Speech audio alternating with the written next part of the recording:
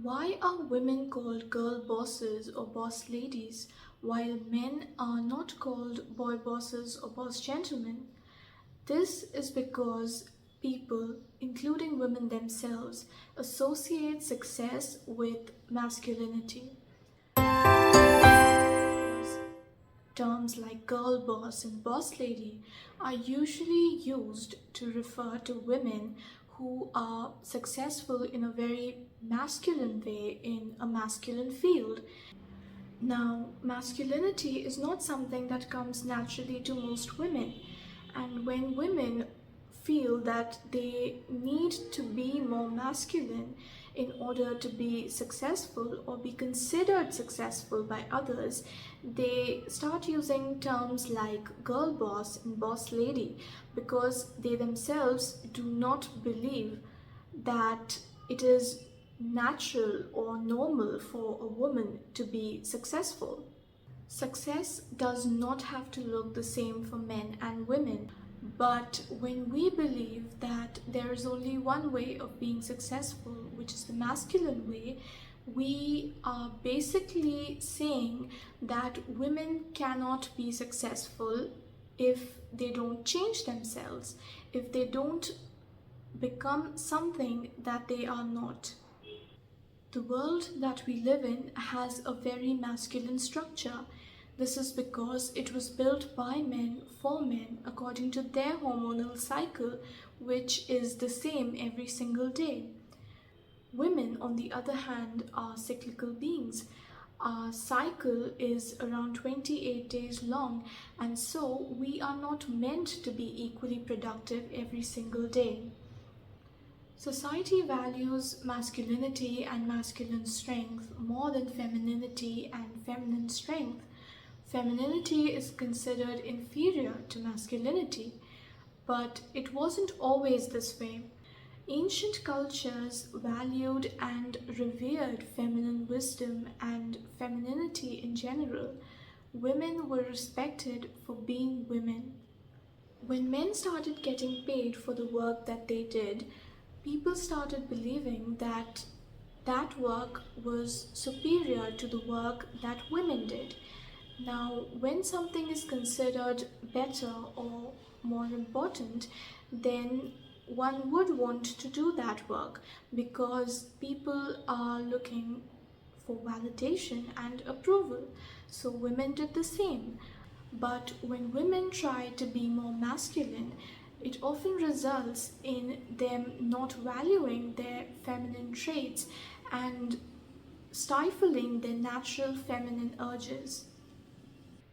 When women try to be equally productive every single day like men, they tend to get exhausted, and over time it can negatively affect their physical, mental, and emotional health. When our hormones are out of balance, it can negatively affect our fertility. And remember that our fertility is a sign of good health. And so it is very important for us to make sure that our hormones are in balance. Also, a lot of women who want to be girl bosses or boss ladies are usually hyper independent and hyper masculine. They are always trying to compete with men and prove that they are as good as men or even better, and so they tend to emasculate men. Now, when it comes to romantic relationships, there is not much polarity between such women and their partners. In fact, such women tend to attract the more feminine men because they themselves are mostly in their masculine. They tend to be very critical and very controlling, and this means that they are not able to drop into their feminine. A lot of these women who call themselves girl bosses or boss ladies are not very happy with their lives. They might be extremely successful, but they are not satisfied with their lives, whether or not they admit it. So why would a woman want to be a girl boss? The most important reason is that they have a father wound, or they have had experiences that have taught them that they can't trust men. Now, when a woman feels that she can't depend on a man to take care of her or to protect her, provide for her, or to keep her safe in general, then she creates a masculine shield around herself. She starts believing that she will have to take care of herself because she cannot trust a man to do that for her. When men acted out of their shadow and used their biological advantages to suppress and exploit women, the need for feminism arose. Now, in an ideal society, women should not have had to fight for equal pay, opportunities, or rights. Feminism was the need of the hour and it is still needed, but today it has taken this very toxic form where women have started believing that there are no good men and that we should not need men at all. Women don't need to be masculine in order to be equal to men. We don't need to be identical. Men and women are inherently equal just the way we are. But when you are not valued for being who you are, you try to be like those who are valued. Thinking that masculinity is better than femininity makes women want to be more masculine so that they can prove that they are good enough while not feeling good enough, because no matter what they do, they can't beat men at being men. And this is what makes women feel insecure. Such women are basically perpetuating patriarchy because they do not value their own femininity. Women need to realize that discrimination, exploitation, and our struggles in general have left us with a lot of emotional and psychological wounds that have made us believe that we are not enough as women and that we need to be more like men in order to be worthy. Being in our masculine energy most of the time is not biologically natural for us. In Indian and in South Asian societies, women are still abused and controlled and are not very safe. And so, those of us who were exposed to the present day radical form of feminism in the West while we were growing up got enamored by that. And so a lot of us became radical feminists. In ancient times, our cultures honored and valued women for their feminine wisdom. But today, women are not valued unless they act like men, and that is the problem.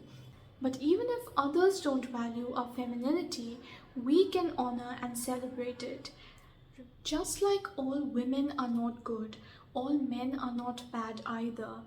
And you should not settle for someone whom you don't trust completely by depending on your career to keep you safe.